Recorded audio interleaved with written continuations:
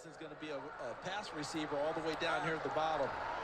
And Sam Roberts is in the game on that front for Carolina.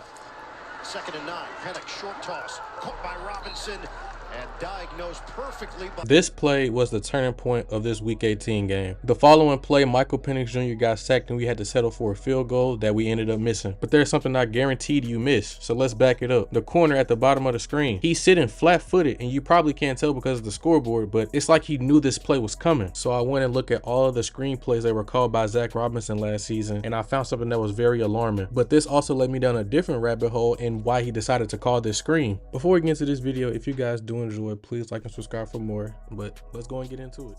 So before we get into the problem I see with Zac Robinson's play calling, I feel like it'll be better to understand why he called it first. If you're wondering why you're seeing Falcons cut-ups and them on defense, well, it's because they run the same defense. The Panthers defensive coordinator comes from the Fangio tree, and while Raheem Morris never closely worked with Vic Fangio, he runs a version of his defense. Both ran a quarters heavy structure as their foundational coverage, often rotating between cover 4, cover 6, and trap variations to keep a roof over the defense without sacrificing numbers in the box. And at its core, it's really just a bend don't break system, conservative at its core and highly reliant on disciplined trigger reads from all the DBs and well-timed zone exchanges. So in theory, when Zac Robinson called a screen against Carolina, it was essentially like calling one against our own defense in practice. And if you want to see a game plan executed perfectly against this defense, look no further than the Denver Broncos game that we had. Any drawback, any weakness, anything that may deter a coach from installing this type of defense was put on display, and it was exaggerated by two different things. One, Jimmy Lake being stubborn as a play caller,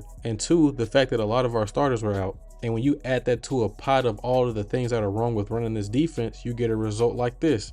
38 points, and it looks extremely easy for the offense. Bo Nix was a rookie and he was getting put in conversations with Peyton Manning. That's a testament to how good Sean Payton was at game planning against this defense and how bad this defense was schematically. And the second touchdown that they scored is a perfect example of this. The Broncos are going to motion in the number 1 receiver to create a better blocking angle on the corner for the number 2 receiver. The right guard and right tackle are going to bluff their blocks and get out to the second level to create a lane for this tunnel screen. The center is going to immediately retreat and try to seal off the pursuing edge from the backside, and this call was almost guaranteed to be a touchdown based off of the alignment because you see they're so far off. An inherent drawback of running this type of scheme is that you're susceptible to plays like this, especially if you miss tackles in the open field. And if we transition back to the original play, you see they're in the ideal depth, but it doesn't answer the question, why didn't it work? Why did they see this coming? And that's one word: predictability.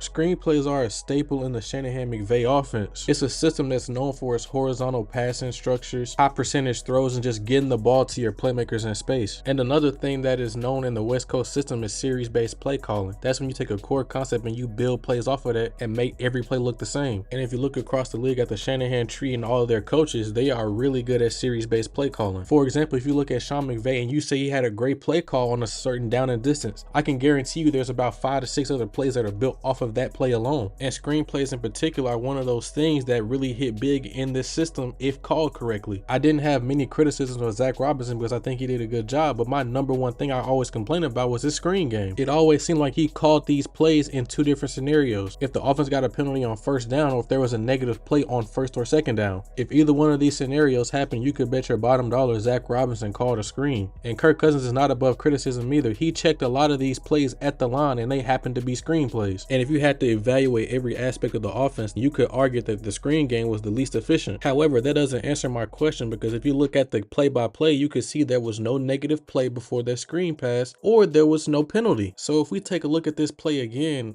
how does this corner know exactly what's coming? After rewatching all of the screenplays, I got to my answer. It was the formation. When I went back and looked at all of the screenplays that were run out of empty, I was honestly surprised. After seeing how many plays were run out of empty that were screens, I had to make sure I wasn't tripping. So I went back and looked at all of the empty plays that we ran, and I can confidently say if we were in empty, we were running screenplays majority of the time. In 2024, the Falcons were not an empty team. They were not spreading you out and just running and gunning up the field. And I give Zac Robinson credit for trying to mix in different concepts and different types of screens out of empty. He gets credit for that. However, when there's an overwhelming trend that when the offense goes empty, they're going to be running a screen most likely, teams are going to be keying for that, especially a team that's within the division. They are watching you closely. When you get to the subject of situational football and how defenses game plan throughout the week, they plan for empty. empty is a situational thing according to defenses. By nature, defenses already have empty checks built in the play call, so if an offense goes empty, they already know what covers they're in and they already know what to key on based on the game plan that week. And if you know as a team you're not an empty team, and when you also go empty, you majority run screens, well, you're doing half of the defense's job right there. You're just cutting down on what they have to key for. And I'm not saying we need to completely eliminate screens out of this offense, because I think that is still one of the most efficient plays to run if you want to get an offense in rhythm. And if you know as a coordinator running screens out of empty is something that you want to do and what you want to live by, then at least put in more passing concepts to keep the defense honest. And I really do understand that Kirk Cousins was our Achilles heel in this offense, no pun intended, but at some point when it's just glaring like this, I think it goes beyond just who's throwing the ball. And I also want to say I'm not really a big critic of Zac Robinson. There were very little things I had critique on, but that was the main thing that I really had issue with, is the screen game, because it was not very effective. And if it's one coach that I trust the most on this coaching staff, it is Zac Robinson, because I've seen him improving his play call and I've seen him gain his identity throughout the season, from being more of a McVay heavy scheme to really doing what he wants to do and tailoring the offense to what we have here in the building. Zac Robinson even said it himself early in the season. We were running about 80% of what the Rams ran. And he also mentioned on multiple occasions that once he got around this personnel more, he started to understand what we could and what we couldn't do. So like I said, if there's anybody that I trust the most out of this coaching staff, it is definitely. But anyways, that's all from me. I pretty much just showed you what I mean by having the why behind the play. One single play can have a nearly 7-minute breakdown on why it didn't work. And this goes to show how football is the most complicated sport in the world, because this type of nuance just doesn't get talked about that often. Rarely do you ever get this type of attention to detail by big media outlets. And once you learn everything that goes behind a play, you start to watch it differently. But once again, if you guys did enjoy this video, be sure to like and subscribe, because it really does help the algorithm. And with that being said, I'll see you guys later in the next video.